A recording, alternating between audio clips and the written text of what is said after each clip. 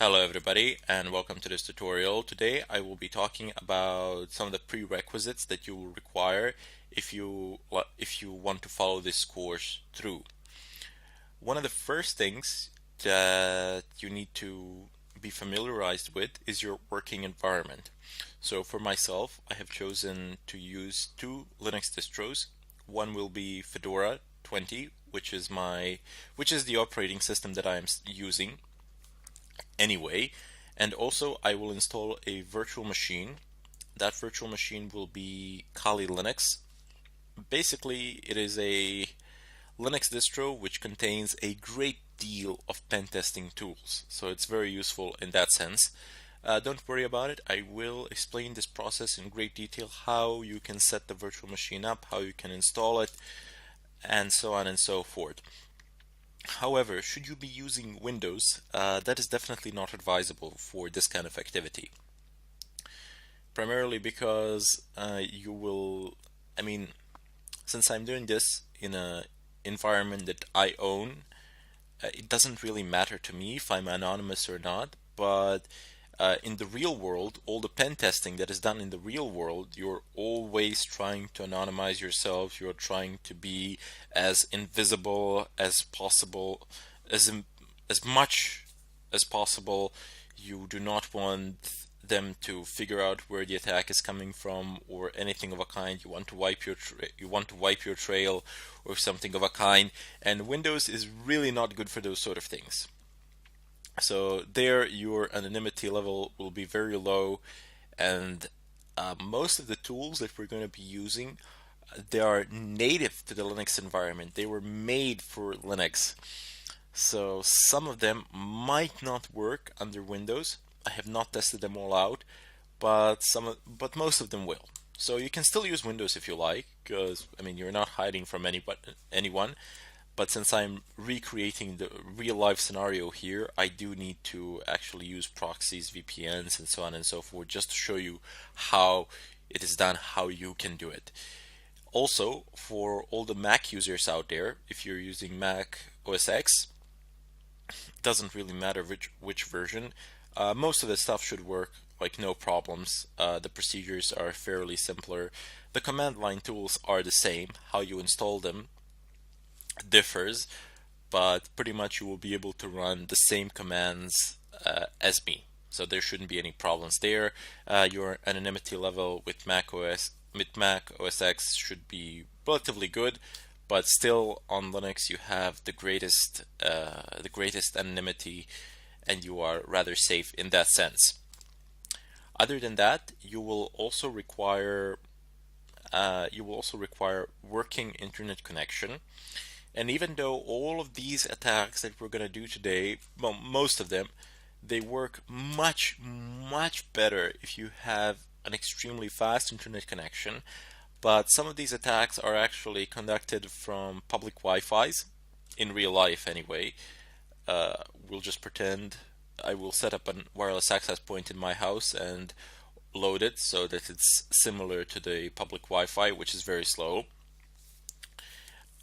Some of these attacks, as I said, they go over public Wi-Fi's, and as we all know, and as we've all painfully learned, public Wi-Fi's are not the fastest internet connections out there. So primarily because you have a lot of people that are connected to them, and there's a lot of data going through. They're not the safest networks out there either, but as I said, if you want to absolutely anonymize yourself, and that is what some people do, they actually go out and hook up to a public Wi-Fi, or they go to a bar or something of a kind and conduct their attacks from there. Now, before they do that, they need to figure out whether the bandwidth of that Wi-Fi can sustain their attack. So they need to minimize it, they need to downsize it, and that is how they become absolutely anonymous. Anyway, the third thing that you will absolutely need, so these three things, these are the basic requirements. Everything else will pick up on the way. I will show you how to do it, no problems there. But these three things, I can't really show you how to. I can, but it's a bit pointless how to go to your ISP and hook it up to the internet and hook your telephone to the internet or something of a kind. But in any case, the third prerequisite is a working wireless card.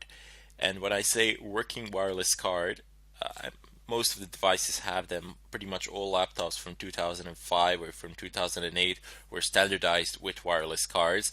If you're using a desktop machine that doesn't have a wireless card, you should, but it's not. You don't need to. But however, if you want, you won't be able to follow through a portion of this tutorial. Then you should go out and buy a USB wireless card or something of a kind. They're pretty cheap. I don't know, 10, 15 bucks. So they're not that expensive, and you can get them pretty much anywhere. Anyway, as I was saying, what I mean by a functional wireless network card is that it is recognized by your operating system. So if you are using a Linux distro like I am, you need to make sure that that the kernel of this Linux distro actually has the necessary drivers for the wireless card that you are using at the moment. If you're probably using Atheros or Broadcom, Atheros should be fine. Pretty much Linux kernels support a large amount of Atheros devices, if not all of them, in terms of network cards, so that should be fine. There were some problems with Broadcom, but that's as far as I'm informed, that has been solved, so no big deal there. If you're uncertain how to check whether your wireless card functions under your Linux distro, well, just try connecting to a Wi-Fi.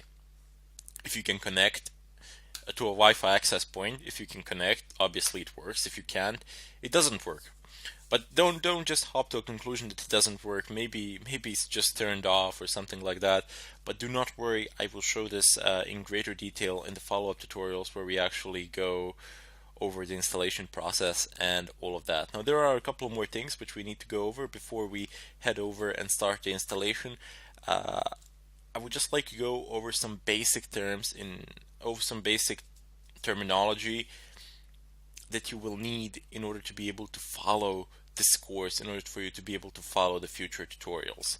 In any case, I bid you farewell and I thank you for watching.